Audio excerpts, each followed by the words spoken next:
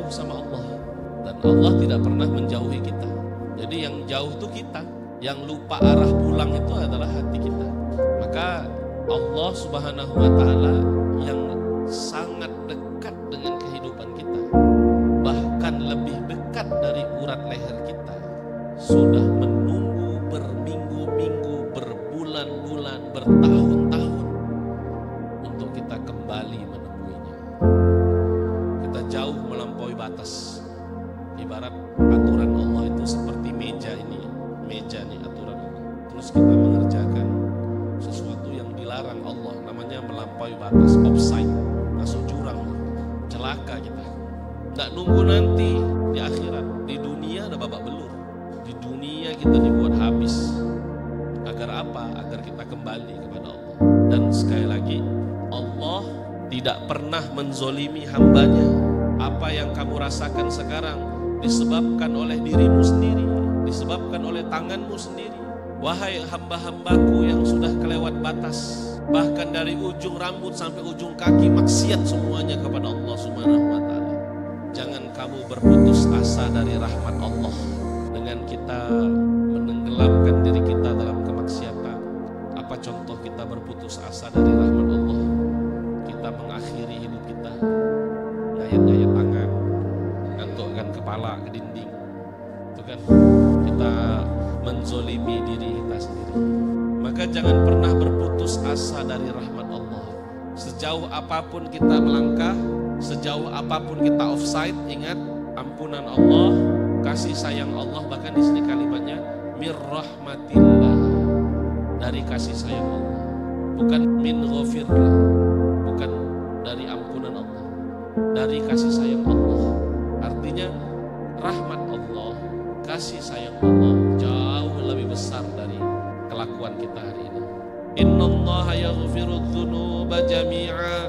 Sesungguhnya di situ taukid, penegasan dari Allah. Sungguh aku akan mengampuni dosa-dosa semuanya, jami'a, semuanya. Bahkan yang kenakalannya sudah sangat buruk, pernah check in, sudah sangat melampaui batas, Allah ampuni.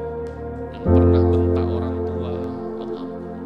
Yang pernah nyuri duit orang tua, semua dosa-dosa kita akan diampuni sama Allah semuanya.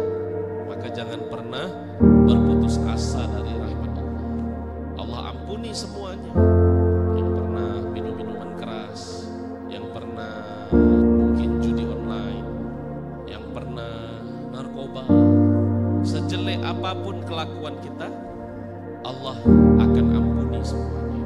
Innahu huwal ghafurur rahim. Sungguh dialah Allah Maha Pengampun, Maha Penyayang. Maka tugas kita adalah kembalilah kepada Allah. Di surah Az-Zumar ayat 54 tadi lanjutannya, kembalilah kamu kepada Tuhan, kembalilah pulanglah kepada Allah. Mungkin kita mau pulang ke orang tua sudah tidak ada. Pulang pun ke rumah tidak paham dengan situasi kita. Pulang pun ke orang tua tidak paham dengan situasi kita.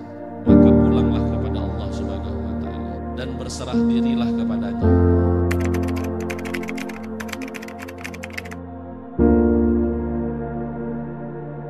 Karena cinta sejati itu bukan soal memiliki, tapi soal melangitkan.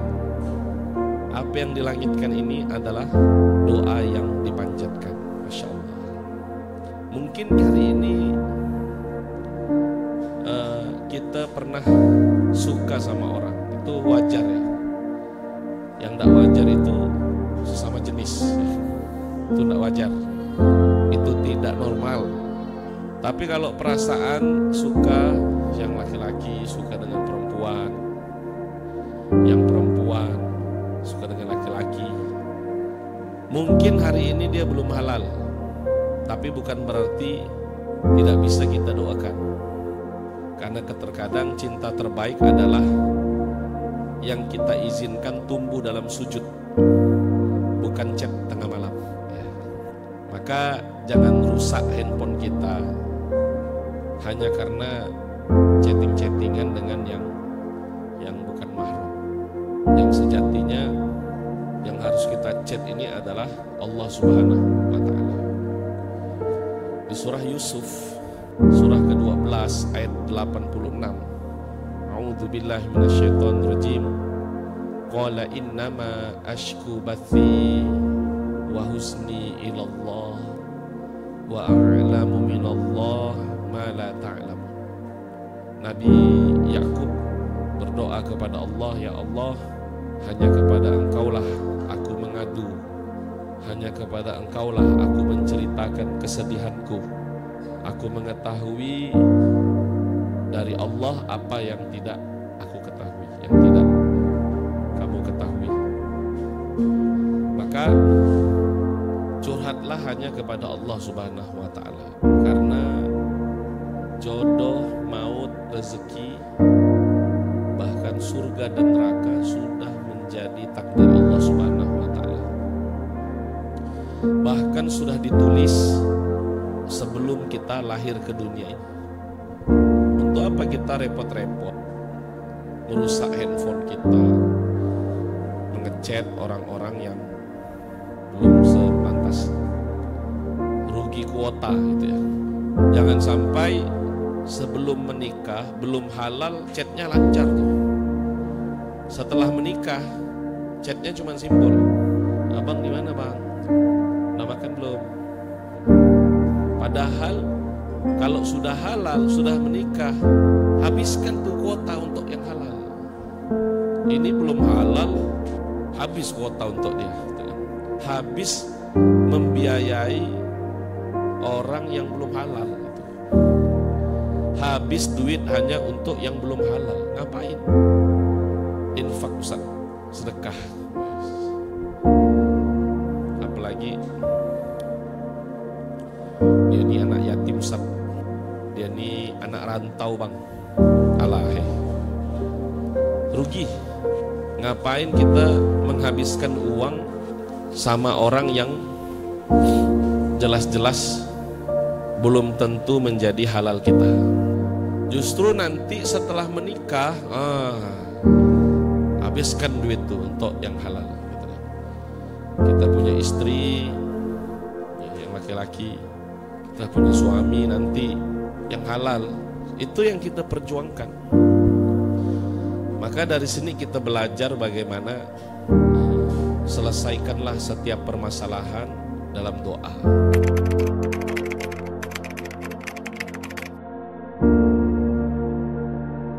Kenapa sih jiwa kita ini bisa bersedih?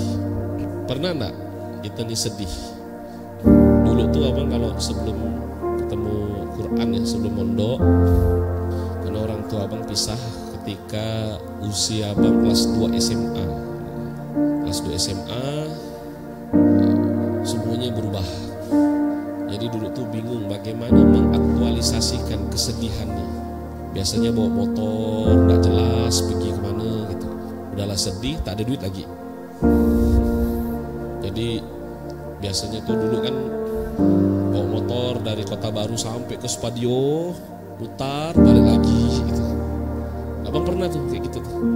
Pernah mengaktualisasikan kesedihan tuh ke alun-alun Kapuas, Korem.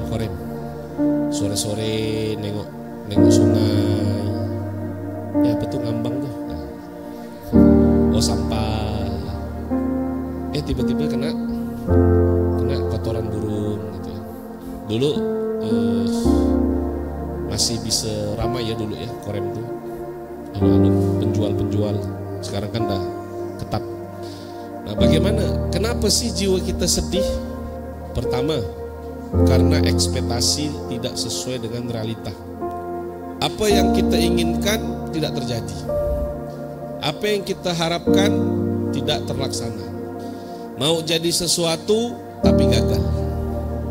Ekspektasinya ketinggian. Dia pikir dia suka sama kita, rupanya sukanya dengan kawan kita. Itu nyesek kuadrat. Atau cinta nggak berbalas, bertepuk sebelah tangan.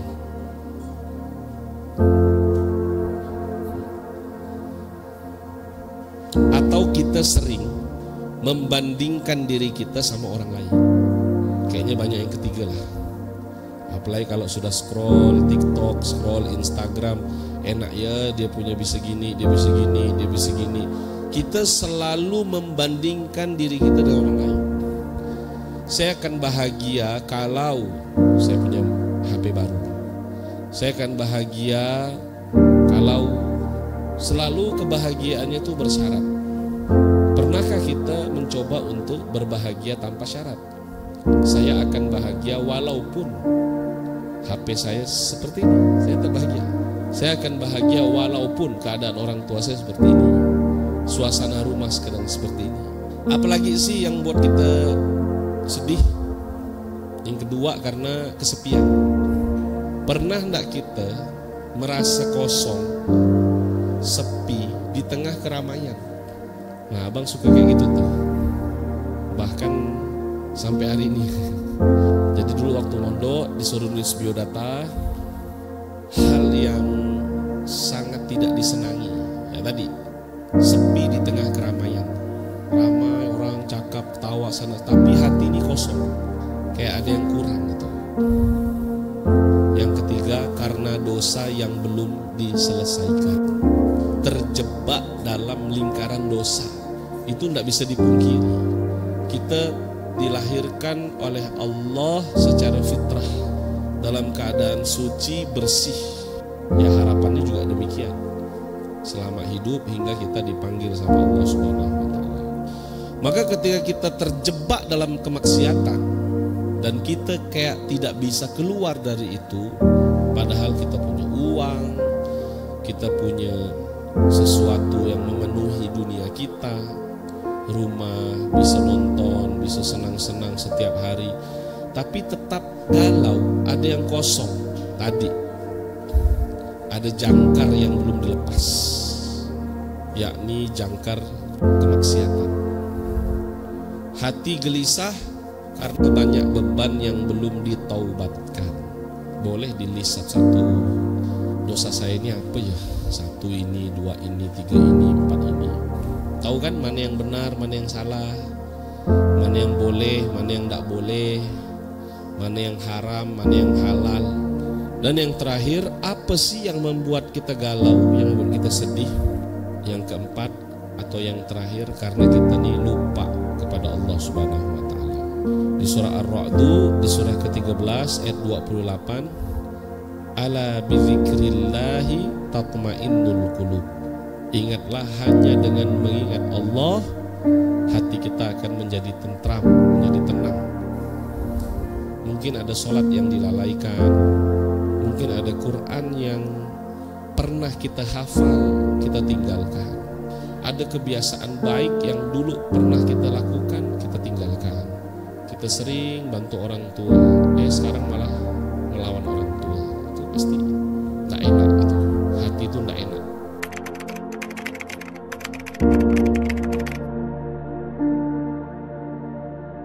Timbul pertanyaan, seolah-olah Allah ini gak berbuat apa-apa untuk kita. Kayak Allah ini diam gitu. Allah ini kayak gak ngapa-ngapain gitu. Kita sholat, kita doa, kita nangis, tapi hidup tuh tetap berat gitu. Bahkan begitu-begitu aja. Pernah gak kita merasa begitu? Itu udah ngaji, itu udah sholat, bahkan tanda kutip nih, itu udah hijrah, tapi kok masalahnya ini makin berat gitu. Tahukah kawan-kawan bahwa Rasulullah SAW pun pernah merasakan demikian? Karena pada awal kenabian wahyu turun begitu dahsyat. Iqra bismi rabbikal ladzi khalaq. Nabi mendapatkannya di mana? Di gua Hiro. Sejak saat itu banyak turun surah-surah pendek di Mekah. Gemetar tubuh Nabi SAW ketika Jibril datang. Timbul semangat yang membara untuk menyampaikan Islam. Tak kenal lelah. Hari demi hari Waktu ke waktu Nabi mensyiarkan Islam, dari diam-diam hingga terang-terangan. Namun suatu waktu wahyu berhenti turun. Hari demi hari tidak ada kabar, tidak ada tanda-tanda malaikat Jibril datang. Minggu berganti minggu, Nabi sering menengadahkan wajahnya ke langit. Qad nara taqalluba fis sama. Ya Allah, mana jawabannya ini? Tapi seolah langit pun membisu. Rasulullah SAW mulai gelisah. Terdengar berita ini hingga ke orang-orang kafir Quraisy yang kontra dengan dakwah Nabi. Bahkan mereka mengejek Nabi SAW. Muhammad sudah ditinggal Tuhannya. Tuhannya benci sama dia sekarang. Oh, dikata-katain sama orang kafir Quraisy. Dalam kesunyian itu hati Nabi begitu sedih. Yang biasanya ada Allah, biasanya ada wahyu, ada malaikat Jibril, ini kok kayak merasa ditinggalkan gitu. Biasanya selalu ada jawaban, kok kali ini gak ada. Rasulullah merasa rindu, kosong. Bahkan sempat bertanya di dalam hatinya, mungkinkah aku ditinggalkan? Hingga waktunya tiba. Di tengah kesunyian turunlah wahyu yang menggetarkan jiwa. Wadduha, demi waktu duha. Wallaili idza saja, dan demi malam ketika sunyi menyelimuti. Ma waddaka rabbuka wa ma qala. Tuhanmu tidak meninggalkanmu ya Muhammad. Tuhanmu tidak pula membencimu ya Muhammad. Nabi pun merasa terhibur kembali. Banyak kita hari ini merasa kehilangan arah, padahal hati ini ingin selalu dekat dengan Allah Subhanahu wa Ta'ala. Kadang bukan Allah, bukan karena Allah itu meninggalkan kita, tapi Allah sedang mendidik kita. Ketika orang tua sedikit memaksa anaknya ke pondok, meninggalkan anaknya di pondok, paling cuma setahun sekali, setahun dua kali baru ketemu. Bukan berarti orang tua kita itu meninggalkan kita. Justru orang tua yang kita sayang sama kita. Karena orang tua kita ingin kita itu jadi orang baik, jadi orang bertakwa. Orang tua kita ingin kita terdidik, mendidik kita di sekolah, melepaskan kita di sekolah, di pondok. Begitu pula Allah. Terkadang Allah sedang mendidik kita, dibiarkan tuh kita lepas sendirian. Agar apa? Agar kita merasakan kerinduan pada Allah Subhanahu wa Ta'ala. Rasulullah SAW pun diuji dengan diamnya wahyu, apalagi kita yang masih belajar tentang iman. Maka ketika kita buka surah Ad-Duha, kita telusuri betul, kita hayati betul pakai perasaan kita, dengan hati kita. Wadduha wallaili idza saja. Allah bersumpah di dua waktu. Wadduha di waktu pagi, waktu duha, saat matahari mulai naik, saat kita mencari penghidupan, saat harapan mulai tumbuh. Wallaili idza saja, dan demi malam ketika ia sunyi, hening, saat kadang hati kita bertumpuk kesedihan, mulai overthinking, mulai merasakan kesepian. Nah, ini sebenarnya ada kode dari Allah Subhanahu wa Ta'ala. Dimanapun kita, dimanapun situasi kehidupan kita, baik di waktu pagi ataupun di waktu malam, baik di tengah keramaian maupun di tengah malam kita kesendirian, baik di saat kita lagi berada, lagi banyak yang nolong kita, atau bahkan dikala tidak ada satu orang pun yang mau berteman dengan kita. Innallaha ma'ana. Sesungguhnya Allah bersama kita. Baik dikala kita sedang bahagia maupun baik di waktu pagi maupun malam yang sunyi, baik di kala orang ramai di sekitar kita ataupun dalam kesunyian. Allah hadir, Allah membersamai setiap gerak amal soleh kita, setiap kegiatan yang kita lakukan. Wa huwa ma'akum aina ma kuntum. Dia Allah bersamamu dia dimanapun kamu. Bahkan Allah lebih dekat dari urat leher kita.